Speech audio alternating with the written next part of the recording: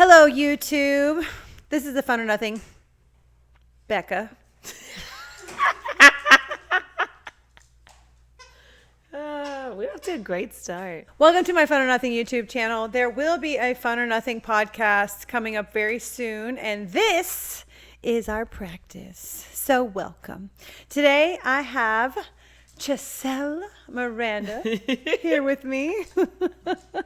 Thank you. She did. Yeah, I've been practicing in the mirror. Welcome, Giselle. How are you feeling today? Good. I got my tea. Positivity. Positivity. This is how we always are, guys. We are high on appreciation. The jokes get worse, though. So. They get better and worse, and then better and then worse again. All the same time. Yeah. Cheers. Cheers. So, Okay. something that's super important is that we want to be the best part of your day. So please let us know if we can be a better part of your day or if we are the best part of your day, because we want to know. Today, I thought we would talk about a fun topic about being awesome. It's deciding to be awesome. So why? Why would we decide to be awesome? Sometimes we wake up and we think, I'm going to be awesome today. And then we go be awesome. And then sometimes we wake up and we don't really think about what we're going to do with the day. So we end up not being awesome, or we let the world rule us because we have not made a decision to be awesome. So I'm curious, what makes you decide to want to be awesome? And Chaz? What makes me decide to want to be awesome? I am so inspired by other people who I feel are awesome. And one day it clicked that I can, instead of just admiring you, I can be like you. I can emulate and imitate whatever characteristics and features that you have. And so I think there becomes this process of like studying and gathering tools and traits that you see people have, and you're like, I can implement that into my life. And probably most importantly is the feeling that awesome people give others.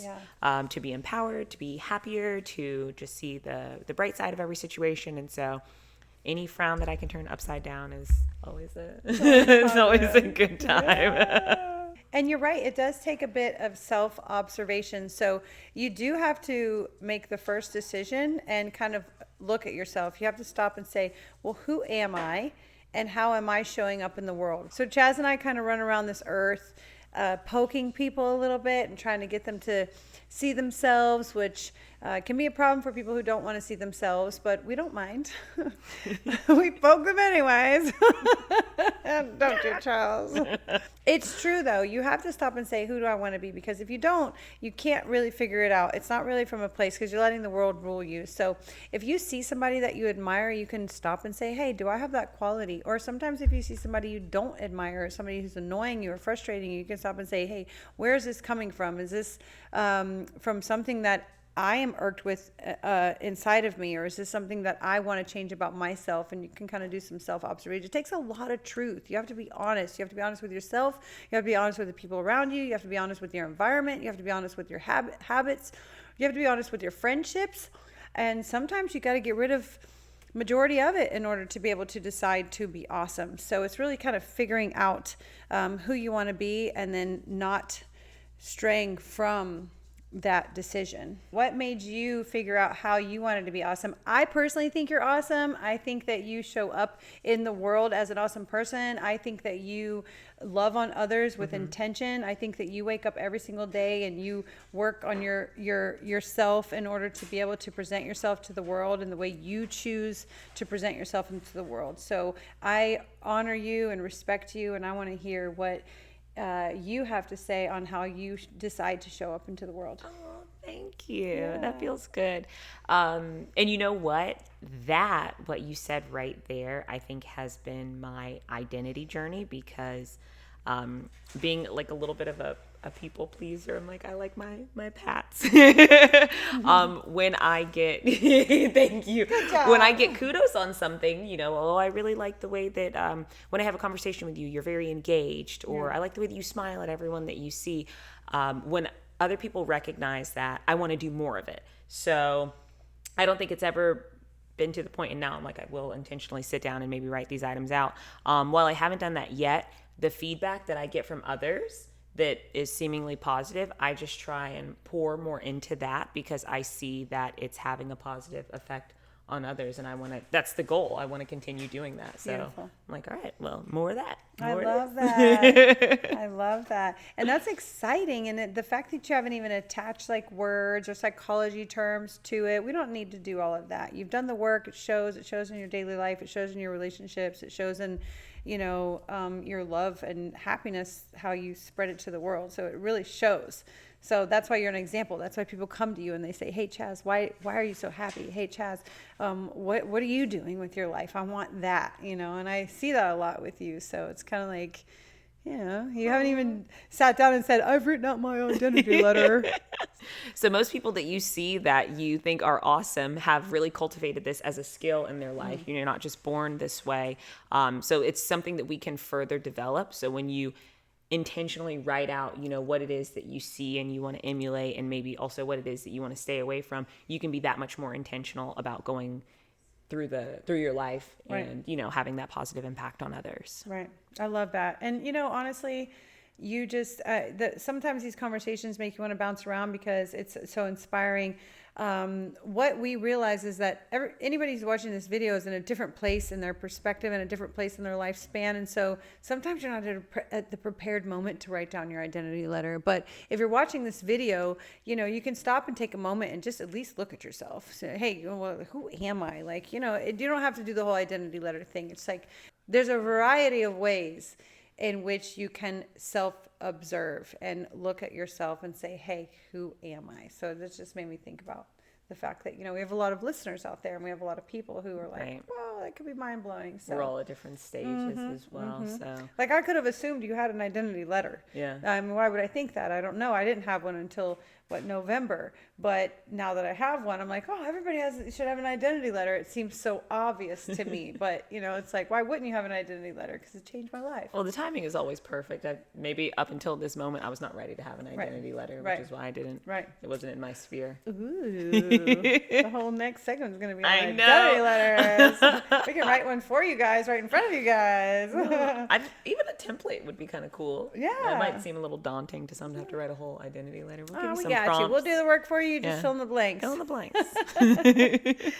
So that's the thing. If you don't know who you are, how can you make decisions on how to operate? You can't. And if you guys realized how important it is to figure out who you are, you won't waste time bouncing around on all the bullshit that you don't want to be. And so really honing in on who you want to be creates that broader perspective. It creates that aligned vision. And then you're actively working towards who you want to be on a daily basis, a moment-to-moment basis. And you waste a lot less time bouncing around on all the things you don't want to do. But also, in the bigger picture idea, you realize that everything is about collecting data. So we have preferences and we have things we don't prefer. And so really the whole life experience is about collecting data. And so when you go to discover who you are, look around and collect data and use your emotions to figure that out. So you want to say to yourself, oh, I'm in this experience right now and I really don't like it. Okay, I don't like that. It's just data. Collect the data and then move on quickly. Don't sit there and beat up what you don't like. Observe it. Collect the data on what your preference is and then move on very quickly. And the other way around, oh, I really like this experience. Oh my gosh, this is an amazing experience. I really enjoy this. I'm going to collect this data and I'm going to put it in my pocket and I'm going to remember that I enjoy this and I'm going to follow this and I'm going to try to get around this a little more often. And so it's like create the big picture, collect the data, and then move on really quickly. What do you think about that? I like that formula. I mean, it's pretty straightforward. Don't dwell on something that you don't want to persist or continue in your life. And then the areas in which you do want to see growth, water them. Yeah. And I do feel like you are really good at that. I love that about you. I think that's why we love each other so much, because we don't sit there and dwell on things, or even if we do it behind closed doors. But we get it all out at once. But we're willing to communicate, and it's kind of like just collect the data, do the talk, do whatever it takes, and then move on and have a good life. Yeah. So last thing I want to say is one of my personal daily grinds is I work on my mind, my body, and my spirit every single day. To me, that is my job. I'm retired and I work on some projects every now and then. But basically my job is to wake up, work on my mind. I watch some kind of YouTube video, some kind of education for my mind. I work on my body every single day, as you can tell.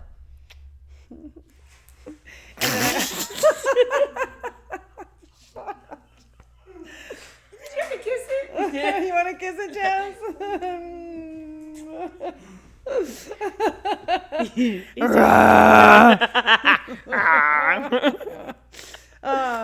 And I work on my spirit. I pray, or I write in my journal, or I do my appreciation to source. And then after that, I go love on others. So it's really important to me to wake up, work on my mind, body, my spirit, and then go love on others. It's literally my job.